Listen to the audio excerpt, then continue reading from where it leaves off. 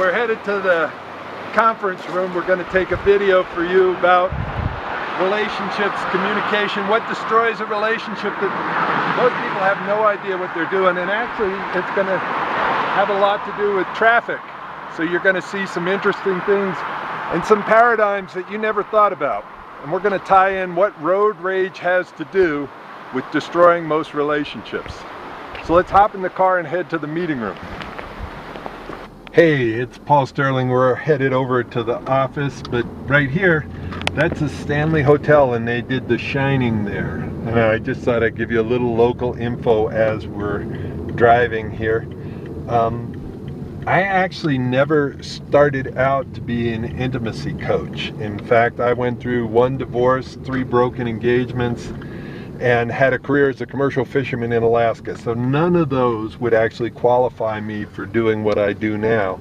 I ended up stumbling on something called nonviolent communication, created by Marshall Rosenberg, and when I started applying that, things started to change, and people saw such a dramatic change in me that I ended up being asked to teach other people that. And I've started working with couples, and I ended up teaching university professors at the Naropa University in Boulder, and I've had a program where I teach inmates about communication, and I've been teaching that for the last 7 years.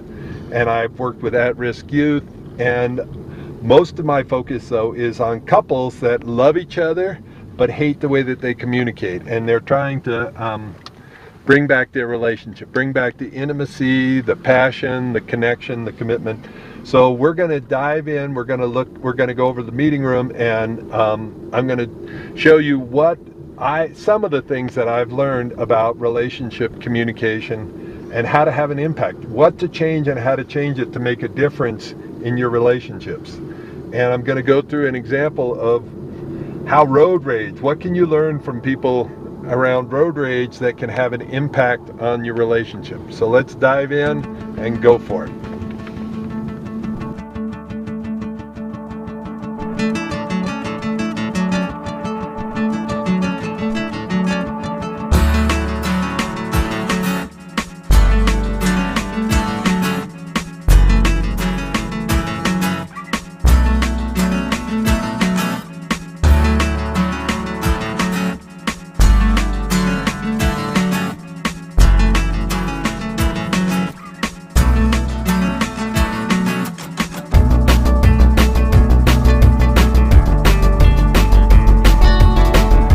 Have you ever noticed that the people you love the most are often the most difficult to talk to? Especially in a relationship, and especially when things are important and impactful.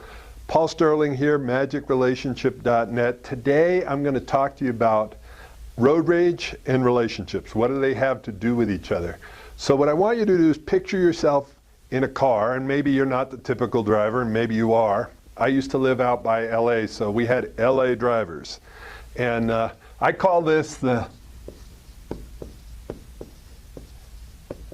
LA story. And what happens when you're in the car, somebody cuts you off? What's the first emotion that most people say that comes up for them? It's typically anger. And then when they get angry, how do they react? And by the way, this will all tie into relationships, don't worry. I've been teaching this for about 7 years in prison. I work a lot with couples, but I also have a volunteer program where we teach compassionate communication to inmates. And the reason I'm talking to you today about this is because I was teaching this in prison, and I had an aha. And I'll tell you about the aha in a minute, because it's like, wow. No wonder some relationships aren't working, and no wonder I have so much problems at times in my relationship, because I was making this mistake I'm about to teach you here.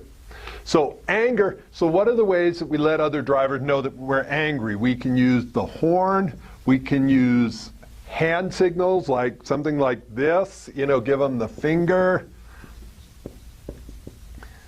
We can do a tailgate them.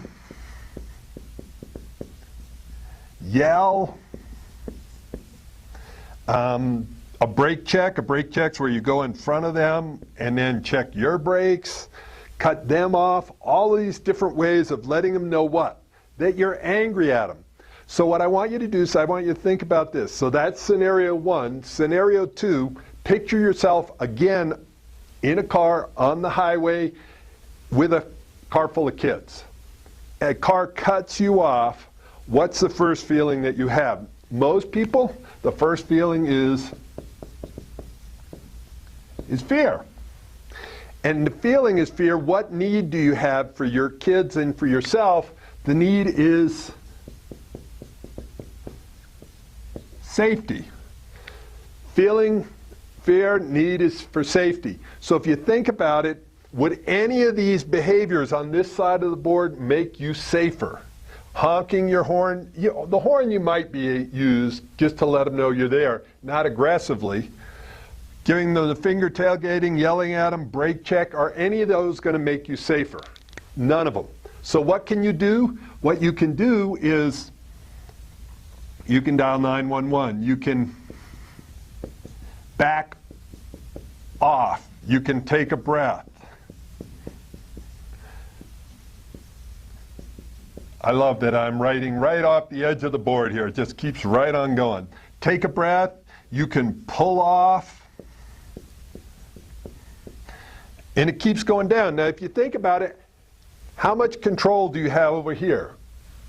Total control. How much control do you have over here over the other person's reaction? You don't. A lot of this is actually going to make it more dangerous.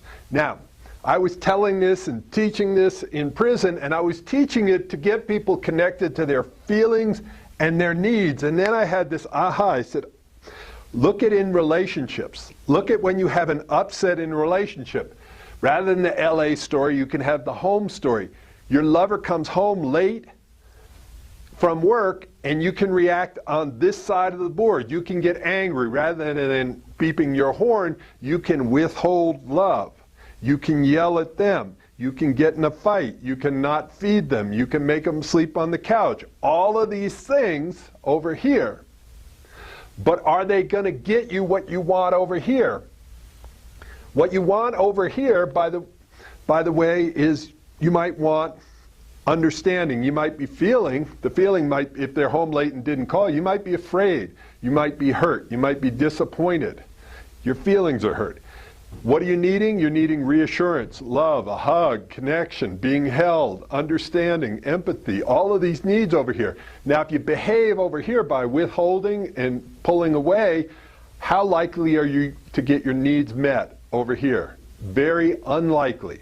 Now, what I want to do is, this is a breakthrough. Like, if you actually really think about this in the relationship, when I coach people and they get it and they move from this side of the board to this side of the board, it transforms the way they interact.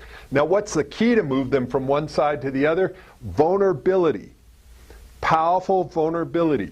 Over here, you need to be vulnerable. You actually need to say, what am I feeling and what am I needing? And by the way, you know, if you think about it, plumbers have a special language. You know, they talk about T's and the different pipe fittings and all the rest of it. Attorneys have a language. Doctors have a language that they use. The language of relationships, the language of love, is the language of feelings and needs. And if you want to get your relationship, some people come to me because they wanted their relationship back to the way it was. And my commitment is not to get it back to the way it was, but to get it to a place it may never have been before, to take you to a whole nother level of intimacy, connection, understanding, love. And part of it is to move from this side of the board to this side of the board. You can start tonight. This is just one of the starting blocks for the Magic Relationship Method system.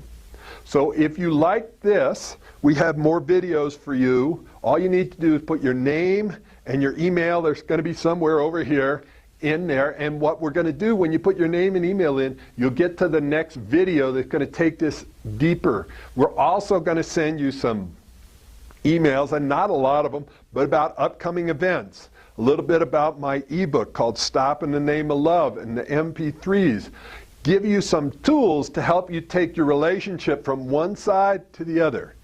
Take it from one where it feels like you're battling with your lover and they're your enemy, over to the other side where it feels like you're on the same team, that you're partners, and that there's more harmony and love and respect and appreciation and intimacy. And by the way, guys, if you're watching this, intimacy doesn't start in the bedroom. Intimacy starts with the way that you communicate with each other. So thank you very much. I hope you got a lot out of this video. We really enjoyed making it, and look forward to giving you more information on the next video. Thanks.